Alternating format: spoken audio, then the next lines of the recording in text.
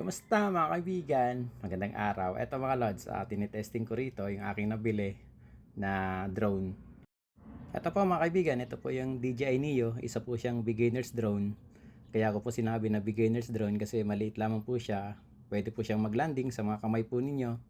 Tapos mga kaibigan, magaan lamang po siya, 135 grams. Kaya mahirap din gamitin sa mga matubig na katulad po ng dagat kasi baka mamaya hindi na po siya bumalik kasi nga po kung may malakas na hangin, ihangin po siya diretso sa tubig.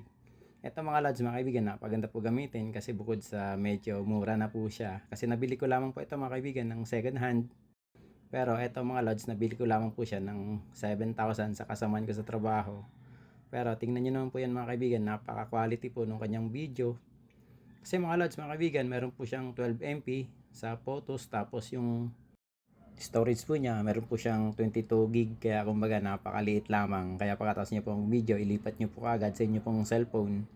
Eto mga kaibigan, na DJI Neo, isa po siyang maliit, magaan at beginner friendly na drone ng DJI na ginawa para po sa katulad po natin na nagbablog. Tapos perfect po yan sa travel videos, tapos quick aerial shots. Madali itong gamitin kahit walang remote control mga kaibigan. Kaya nga po ito ginagamit ko, wala. Pero mga kaibigan, pwede po siyang gamitin sa inyo pong DJI apps na i-download nyo po sa inyo pong mga cellphone. Tapos meron naman, pwede na po siyang gamitin kapag may controller, pero ako di po bumili kasi mahal din po yun. Etong DJI Neo mga kaibigan, pwede nyo po yan i-take off tapos ipa-landing. Dito po yan sa inyo pong mga kamay. Kaya kumbaga napakaganda gamitin. Kasi nga po pwede pong gamitin kahit na walang remote. Pero siyempre mas kailangan po natin yung remote para mas lalo pa po natin makita yung kabuuan ng isang lugar na pwede po nating na gusto po nating makita yung kabuuan. Kasi pag wala pong remote, kumbaga limitado lamang yung area o lugar na inyo pong mabibidyohan. Ito mga kaibigan, ang specs po nito, bali meron po siya yung camera po niya 12 MP. Tapos yung kanyang video, pwede po siya hanggang 4K tapos 30 frames per seconds. Tapos meron din po siyang stabilization. Sinasabi din mga kaibigan, kapag may control daw po kayo, pwede po ito hanggang 6 to 10 kilometers. Di ko lang po alam kung ganun nga po kasi wala po tayong control. Eto mga kaibigan, yung bigat nga po nito, 135 grams, kaya pwedeng pwede, parang pocket size lamang po siya. Tapos meron din po itong AI subject tracking, kumbaga susundan ka ng drone habang naglalakad o nagmumotor, pero wag naman yung masyadong mabilis ka kasi baka di na makasunod. Tapos meron ito mga kaibigan na quick shots, automatic cinematic shots, katulad po ng drone, circle, rocket at iba pa. Etong DJI Neo mga kaibigan, pwede po natin yung kontrolin gamit po yung ating app control na ida-download po ninyo na DJI Fly app sa inyo pong cellphone. Tapos yung kanya pong propeller, meron po siyang propeller guards para mas safe para sa mga beginners kahit na po mahulog.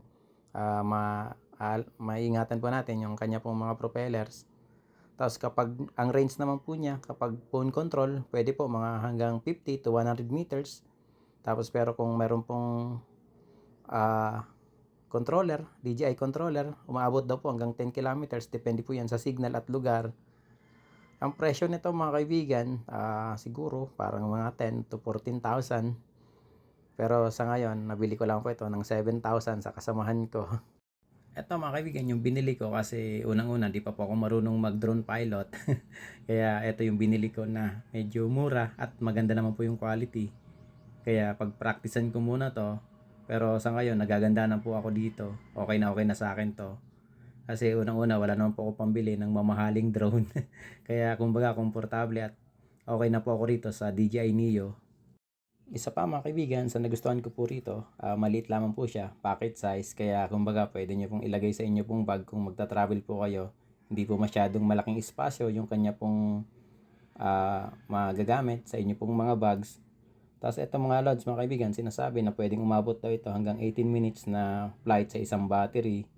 Ngayon kasi isa lang po yung battery ko, di pa ako nakakabili ng pangalawa. Kaya kumbaga pagkatapos kong gamitin, tinitingnan ko kung ma-drain na yung battery, kung malulobat na. Kasi mga kaibigan, kapag kalahati na, wag na po natin gamitin na pangmalayuan. Kasi baka hindi na bumalik o kaya maglanding sa malayong lugar na di po natin nakikita.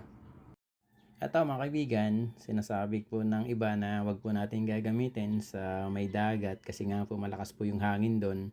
Baka hindi na po kayanin ang drone po natin kasi napakagaan po lamang po niya. baka biglang humangin ng malakas tapos idiretso to sa dagat. Wala na yung drone po natin. Hindi na po natin makita sa dagat.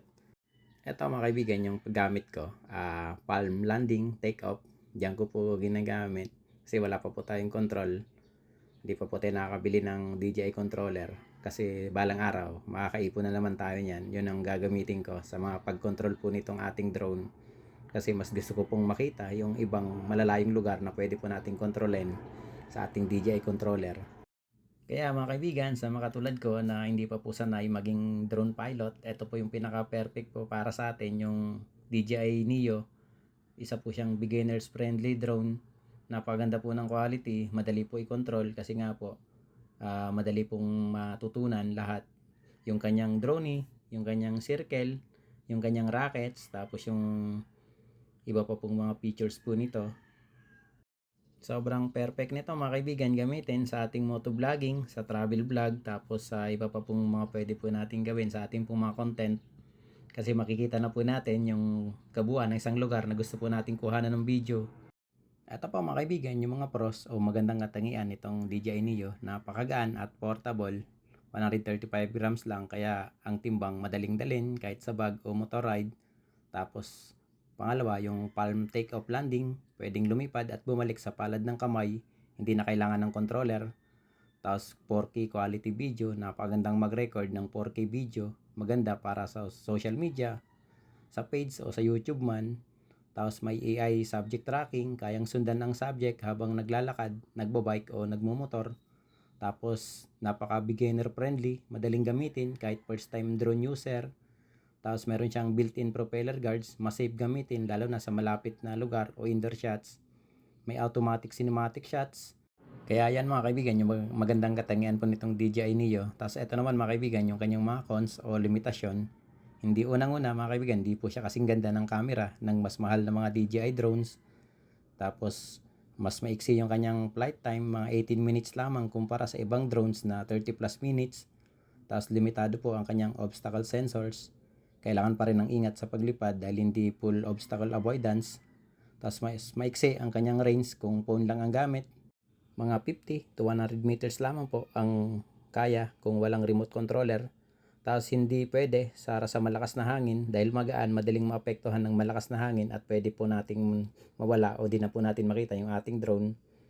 Yan mga kaibigan, ang DJI Neo ay magandang drone para sa beginners, travel at quick vlogs. Pero kung gusto mo ng professional aerial shots at mas malayong range, mas maganda yung ibang DJI mini series.